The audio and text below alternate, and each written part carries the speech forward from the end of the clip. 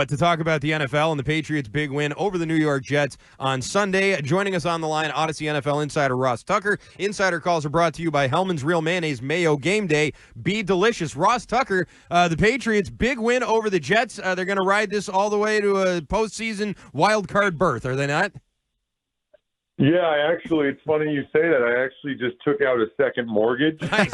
Very and good. just bet everything on the Patriots to win the Super Bowl. Wow. So in 2024 or sometime in the future? Get it done.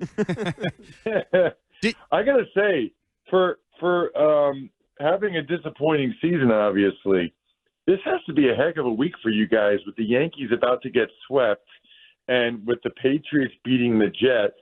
Although, I will say, I saw several people online posting that we can't even tank right in reference to the Patriots. Listen, I get that Patriots fans want the highest draft pick possible. I understand that. But they're probably going to win 3 or 4 games. And if they're going to win 3 or 4 games, isn't that the one you wanted to win? I mean, isn't that the one against the Jets?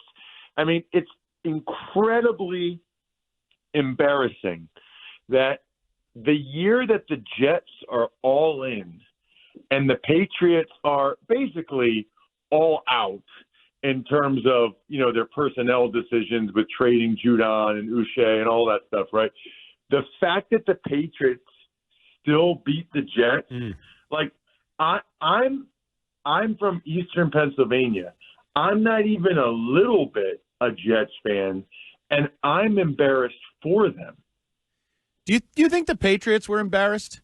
Do you believe in that idea that their coach calls them soft? So, we're going to rally and show him or be resilient and win a game late. Or is that just like a nice narrative that fits the situation but might not have truth to it? I think that different guys probably responded to it differently. And I think some guys probably took it to heart, watched the tape, said he's right, and wanted to do something about it. I think some guys probably thought he's full of it. He can't sell us out like that, and wanted to show him, and they went out and they did something about it. I guess either way, it kind of worked.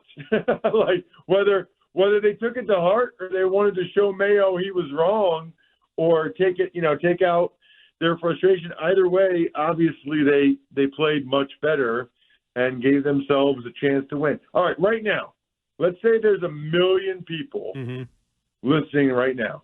There is. I mean, there's at least 1 million, of the people? What's that? 10 million, whatever. Yeah, at least. What percentage of them are happy the Patriots won on Sunday, and what percentage are not happy because they want the team to lose? So glad you asked. We actually polled the audience of between 1 and 10 million people that listen to us every day. And what'd they say, Andy? 71% were happy with the wins, F the Jets. They wanted the win, and they did not want to lose to the Jets, and they don't care about the draft pick. So I can give you a number. 71% of fans were quite happy with the victory. Yeah, I got to tell you, I question the other 29%. Oh, wait. I'm in that group. I want the number 1 pick. Yeah, I wanted a loss. You. A lot of people do. Okay, explain that to me, because you want to have the 2nd or 3rd pick instead of the 4th or 5th. Yes. Because then you have a better chance to get Travis Hunter, basically? No. I actually want the number 1 pick so that when somebody falls into whoever the quarterback's going to be, Shadur Sanders or Nussmeier or whoever's going to end up there, we'll trade, and now I can get 3 first-round picks. Dream scenario, so just go along with me. Reality doesn't always have to match it. 3 first-round picks, then I trade down. I get Will Campbell. I get 2 other first-round picks to use at Capital, and we are worst to first city, baby. Okay. I can see that. Oh, thank you.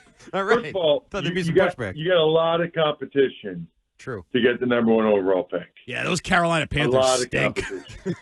The Jets, the Panthers are bad, bro. I mean, they're bad. I thought you guys were bad. The Panthers are real bad. Yeah. I think the Panthers, you know what the Panthers are trying to do? They're trying to do a reverse Panthers.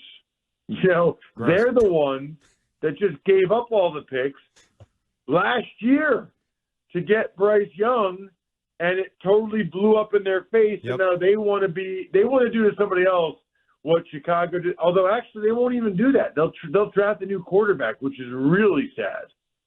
Yeah, Think it about is. that. It is sad, but it is what they're probably going to have to end up doing.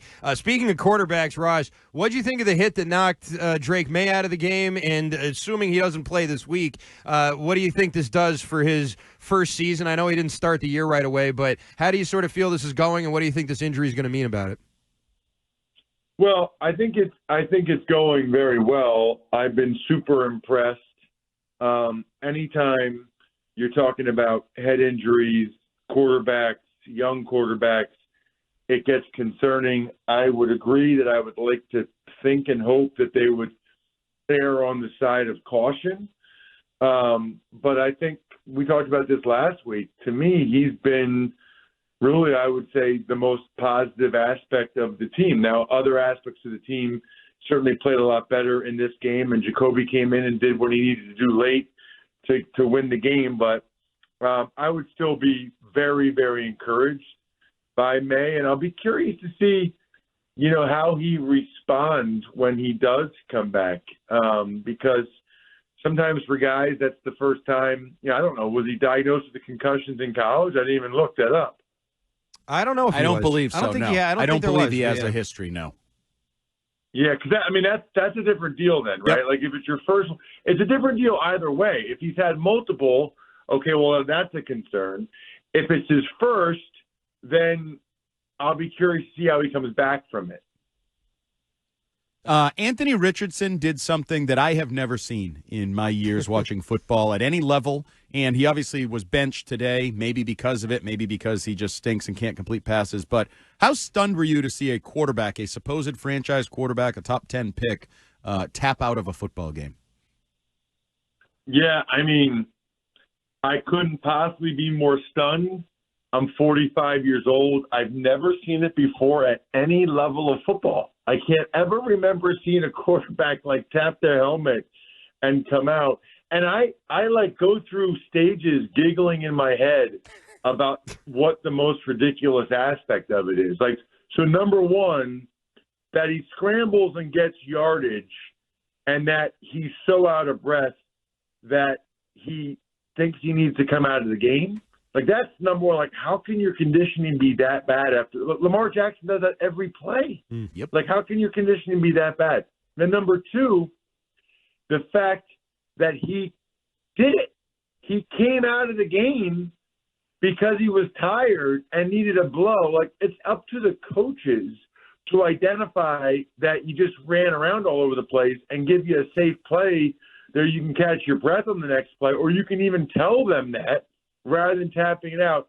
My personal favorite is that he thinks there's absolutely nothing wrong with it. Right. And he said after the game, yeah, I was just tired. I just needed a blow. It's amazing. You go layer and layer.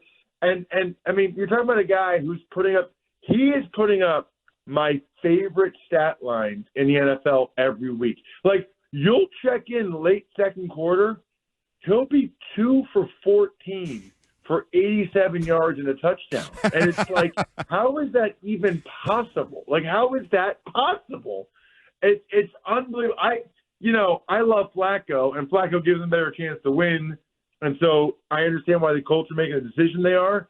But the whole Anthony Richardson experiment was fascinating to me. I was kind of hoping it would continue because that was pure enjoyment for me every week was to see his stat line throughout the game. All right, we're talking to Audacy NFL insider Ross Tucker, brought to you by Hellman's Real Mayonnaise. Ross, we know you got to go so quickly. The most disappointing team at the halfway point in the NFL and the most pleasant surprise in the NFL so far at the midway point here.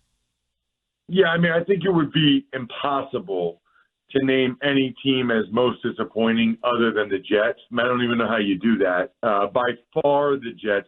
I've never seen a team be this all in, make this many moves, and have it blow up in their face the way they have.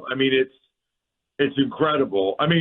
Guys, I want everybody to just picture this for a second. They're going to be playing a bunch of November and December games where they're just playing out the string with a first ballot Hall of Fame quarterback. Has this ever happened before where a team had a first and they're just I usually do the 6th game for CBS each week, okay? I'm going to be doing like Jets games, some Jets games. It's unbelievable. So I would say for sure the biggest disappointment is the Jets.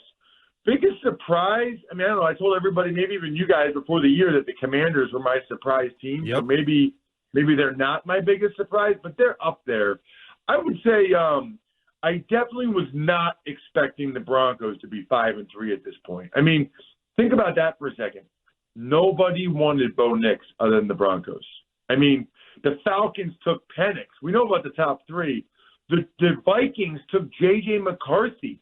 He was the 6th quarterback to go, and if the Broncos didn't take him, there's no telling when Bo Nix gets shot. Yet they're 5-3. Are you kidding me? That's probably the biggest surprise. All right, great. Well, then we'll leave it right there. Ross Tucker, always a pleasure. We'll talk to you next Tuesday. Sounds great. See you guys. Thanks, All right. Ross. That's Audacy NFL insider Ross Tucker. Insider calls brought to you by Hellman's Real Mayonnaise. You can purchase Hellman's at your local Walmart, Kroger, or grocery store. Add a little extra deliciousness and creamy flavor to your game day dishes all football season.